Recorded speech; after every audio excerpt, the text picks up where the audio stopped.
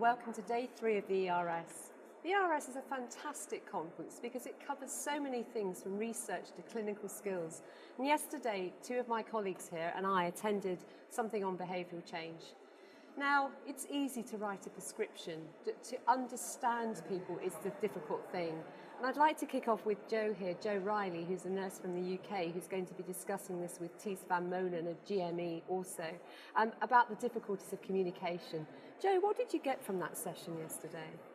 Well, it was really interesting to think about empathetic listening and how much when we're talking to our patients, we do an awful lot more talking than listening at times, and it really highlighted how important it is that we stop and listen to what's important to the patient and don't put our own agenda in place.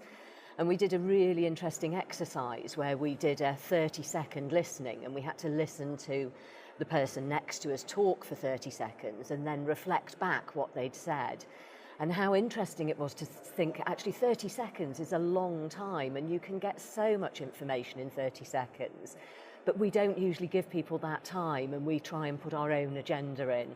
And so I'm taking back that sort of really thinking about how long we allow patients to talk. And I think there was something about you only got into the sort of feelings part or how patients sort of told you how they felt about something in that latter part. Absolutely.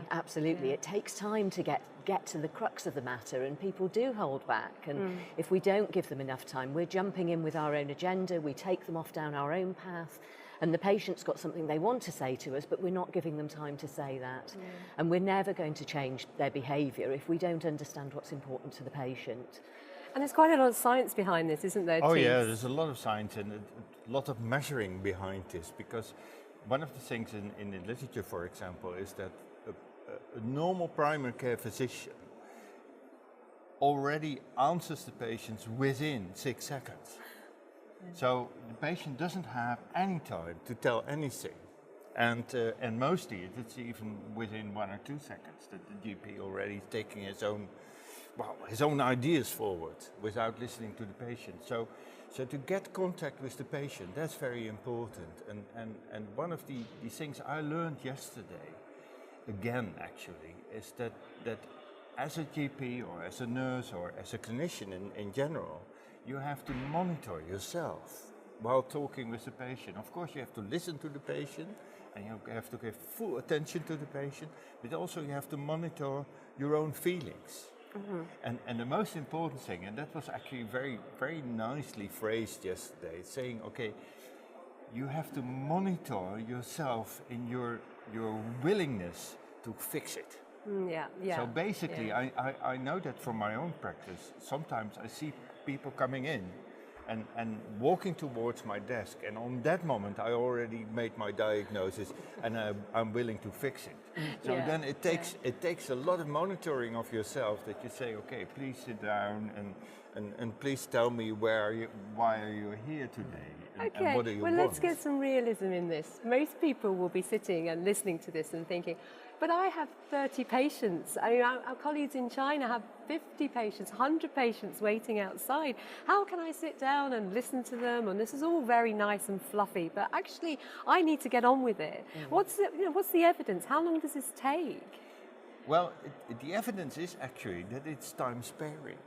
Okay. Because if you follow your own path and your patient doesn't follow you, you're wasting your time. Right, okay. Whereas if you follow the path of the patient may do what you say. Okay. And so at the end of the day, it's time sparing, but it's also time sparing during your consultation. As long as you monitor yourself, that's basically really what important. I understood. Okay, so when we go back to practice, this is what it's about. What do you think you might do differently, Jo? Well, I think I'm going to go back to the team and talk to them about taking time to listen and really taking that back. And I think we'll probably do the exercise in the team just to remind people how important it is and how long 30 seconds feels, but actually in the grand scheme of things, that we're going to gain so much more information from that. And just remind people around motivational interviewing, and we know that there's lots of different ways that we can help to support our patients and lots of different techniques. And many of us are trained in motivational interviewing, but you do forget some of those techniques, and I think it's a really good reminder. So the understanding a lot more, getting behind the patient a lot more. And you, Ties? Now, remind myself that I should not only react spontaneously, but I also should think about my reaction. Yeah, fantastic. So what you do is coming in the head of your patient.